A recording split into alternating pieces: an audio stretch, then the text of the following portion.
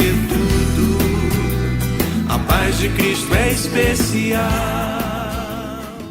A graça e a paz, eu sou o pastor Luiz Gustavo, pastor da Igreja Presbiteriana Central de Nova Friburgo, e hoje quero compartilhar com você o Salmo 24, a nossa série A Beleza Oculta dos Salmos.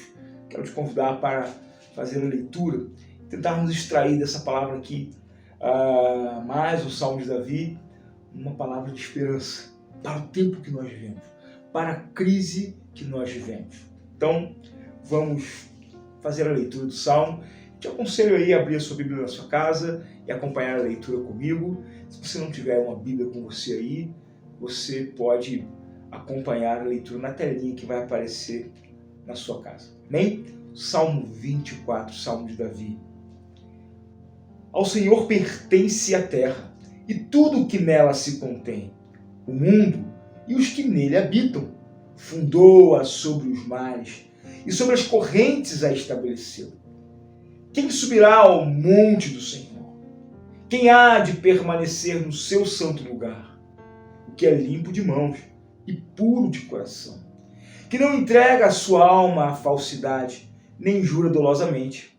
Este obterá do Senhor a bênção e a justiça do Deus da sua salvação. Tal é a geração dos que o buscam, a face do Deus de Jacó. Levantai, ó portas, as vossas cabeças. Levantai-vos, ó portais eternos, para que entre o Rei da Glória. Quem é o Rei da Glória? O Senhor forte e poderoso, o Senhor poderoso nas batalhas. Levantai, ó portas, as vossas cabeças. Levantai-vos, ó portais eternos, para que entre o Rei da Glória. Quem é esse, o Rei da Glória? O Senhor dos Exércitos. Ele é o Rei da Glória. Amém? Que Deus abençoe a sua vida. E vamos então pensar um pouquinho no Salmo. A vinda do Rei da Glória aponta, de maneira messiânica para Jesus, que tem o grande epicentro, a grande apoteose da história cristã, na sua volta, na vinda. Ele esteve aqui entre nós, habitou entre nós, o Verbo encarnado, segundo João, que se fez carne e habitou no meio de nós, compartilhou o seu amor, deixou o seu legado, nos ensinou o caminho, foi para nos preparar lugar na casa do Pai e há de voltar em glória para nos buscar e nos redimir desse mundo mau que jaz no maligno. Bom, Davi começa apontando para a soberania e para o governo de Deus sobre todas as coisas. Ao Senhor pertence a terra e tudo o que nela se contém.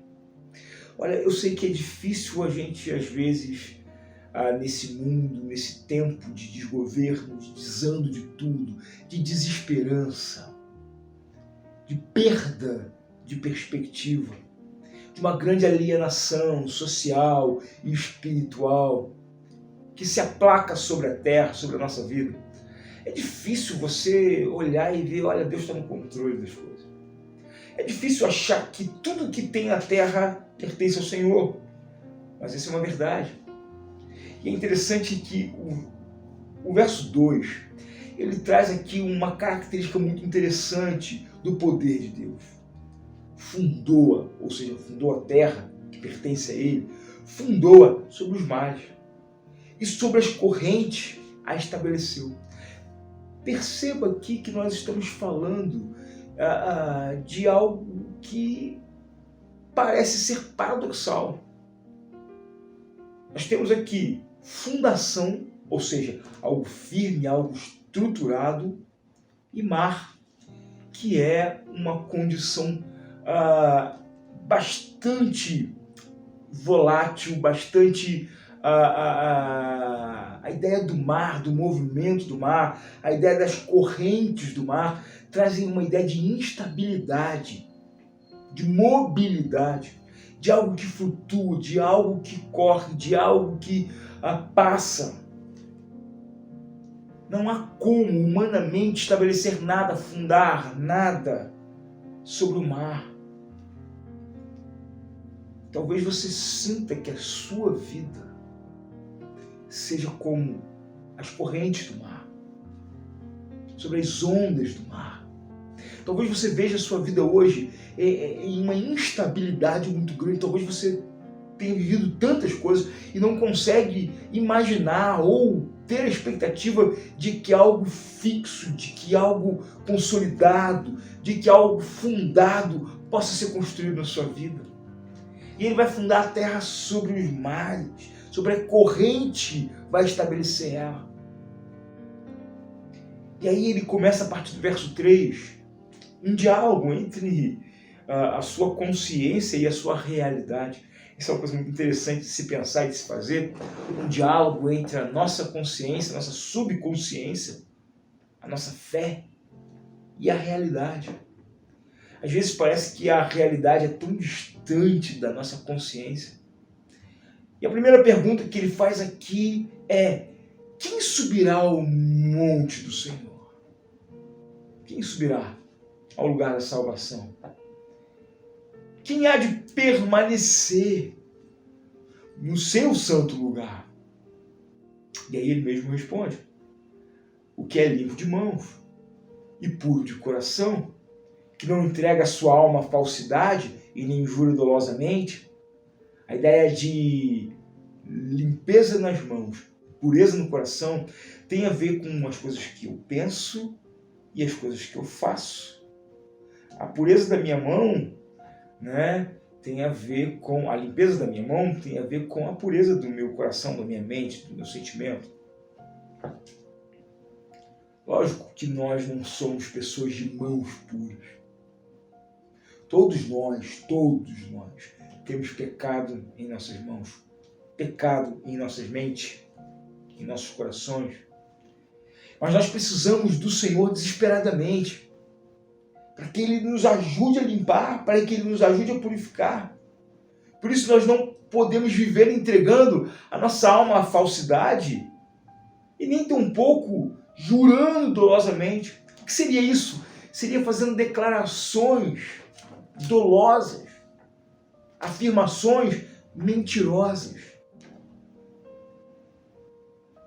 dizendo que somos cristãos, que servimos ao Senhor, que amamos a Deus, mas nem o conhecemos.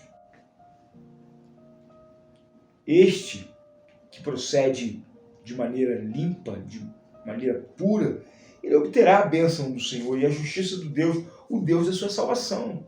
E tal é a geração dos que o buscam, dos que buscam a face do Deus de Jacó. E aí aqui vem a parte mais bacana desse salmo. Vem aqui a beleza oculta que não transborda facilmente na leitura. Eu quero te ajudar a entender a partir do verso 7. Levantai, ó portas, as vossas cabeças. Levantai-vos, ó portais eternos, para que entre o Rei da Glória. Quem é o Rei da Glória? O Senhor poderoso nas batalhas. E aí, novamente, no verso 9, ele clama: levantai, ó portas, as vossas cabeças, levantai-vos, ó portais eternos, para que entre o Rei da Glória.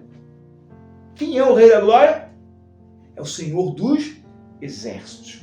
Deixa eu te explicar o que Davi está querendo dizer aqui. Deixa eu te explicar o que ele está querendo compartilhar aqui com esse salmo. Bom, ele se refere a Deus aqui como Senhor das batalhas, e ele se refere a Deus aqui como Senhor dos exércitos. Então nós estamos pensando aqui um contexto de guerra, um contexto bélico. E os portais, levantai as vossas cabeças, ó portais, levantai, ó portas, as vossas cabeças. O que acontece? Quando um exército ia para a batalha, ele ia na presença do seu rei, na maioria das vezes. Inclusive nós temos no livro dos reis, vários reis de Israel que tombaram em batalha, que caíram em batalha, que morreram em meio à batalha. Muitos reis que passaram por grandes necessidades. Ou então eles iam acompanhados do seu grande general. Na história de Roma, Júlio César, antes de ser um imperador de Roma, ele era um general. Na verdade, se tornou um general estatal, um general que dirigiu toda Roma. Então, quando esses reis, quando esses generais voltavam da guerra vitoriosos, os portões da cidade se levantavam e ele entrava pelos portões, trazendo ali os despojos de guerra e sendo recebido com toda a glória. Nós temos lá no Evangelho de Mateus Jesus entrando em Jerusalém assim, dessa maneira. Nós chamamos esse texto de entrada triunfal em Jerusalém, um texto não muito bem compreendido, um texto não muito bem assimilado por muitos cristãos que gostam de celebrar a entrada de Jesus. Aquela entrada de Jesus realmente foi triunfante, realmente ela cumpre o propósito das Sagradas Escrituras, mas quem gritava Hosana ao filho de Davi ali, é o mesmo povo que grita crucifica, crucifica uma semana depois. Nós temos um problema nesse texto. Mas Jesus, ele personifica, ele cumpre essa visão, do Salmo 24 lá, na sua entrada triunfal de Jerusalém, uma semana antes, da sua crucificação.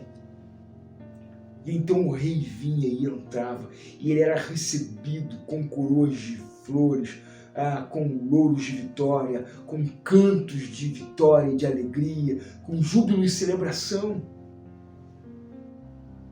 Porque o rei venceu, porque ele voltou da batalha vitorioso. E aí aqui há uma conotação, há uma aplicação para a nossa vida. Queridos, Jesus é o nosso Rei. Ele é o Rei da Glória. E ele saiu em batalha. Ele saiu em cruzada. Ele saiu em guerra. E a guerra dele é contra todo esse sistema satânico, demoníaco. Jesus foi ao Calvário. Morreu, foi à sepultura. Desceu ao Hades. Ressuscitou ao terceiro dia. E foi para a casa do Pai nos preparar lugar. Mas o Rei da Glória vai voltar. E agora não são apenas os portais da cidade, as portas da cidade que levantam suas cabeças, mas agora Davi diz, levantai-vos, ó portões eternos. E quais são os portões eternos desse texto? A que portões eternos esse texto se refere? Ao teu coração, ao meu coração. Se os portais eternos, que na verdade, por enquanto, são portais mortais, limitados, temporais. Mas se esses portais se abrirem e se o Rei da Glória entrar por eles, eles não mais serão mortais, eles não mais serão temporais, mas eles serão eternos. O teu coração, a tua vida, é a porta que se abre para que entre o Rei da Glória. Levantai, ó portais eternos, para que entre o Rei da Glória. Ele está em batalha. E a batalha dele é simbólica. Ele foi para preparar lugar. Você nasceu morto em seu delito e pecado. Todos nós pecamos e carecemos da glória de Deus, da graça de Deus. E ele foi para nos conseguir lugar. Há um grande anseio, há uma grande insegurança, há uma grande angústia daqueles que ficaram na cidade fortificada enquanto o rei foi para as batalhas. Há incerteza, há dissabor, há lágrimas, há todo um desgaste emocional, espiritual, enquanto se espera. Mas eis que a trombeta vai tocar e anunciando, o rei está voltando, o rei está chegando. Então abre-se a porta da cidade e o rei entra glorioso. E todos que veem aquela festa dizem, ele venceu e voltou para trazer os despojos da sua vitória. E eu quero te dizer hoje, querido, que a grande mensagem do cristianismo é que Cristo venceu. Você está em guerra, nós estamos em guerra, vivemos um grande período de angústia e guerra, os portões estão fechados, as possibilidades estão limitadas, mas esses portões hão de se abrir e ele entrará por esses portões, anunciando a sua vitória, declarando a sua vitória, a sua majestade, que ele é o dono dessa terra e trará consigo os seus despojos de guerra para nós. e o despojo da guerra que Cristo travou é a vida eterna, é a salvação. Quem há de subir ao monte do Senhor? Quem há de permanecer no santo lugar? E a resposta é aquele que abriu o coração para a entrada do Rei da Glória. Querido, que o teu coração esteja aberto, que o teu coração seja um portal eterno para que entre o Rei da Glória. Que Deus abençoe a sua vida de uma maneira muito especial. Eu fico por aqui e te desejo uma semana maravilhosa na presença do Senhor. A graça e a paz. De coração, irmão, quero te declarar a paz que vem de Jesus e vale muito, muito mais do que ouro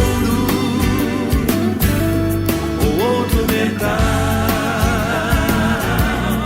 mais do que tudo, a paz de Cristo é especial.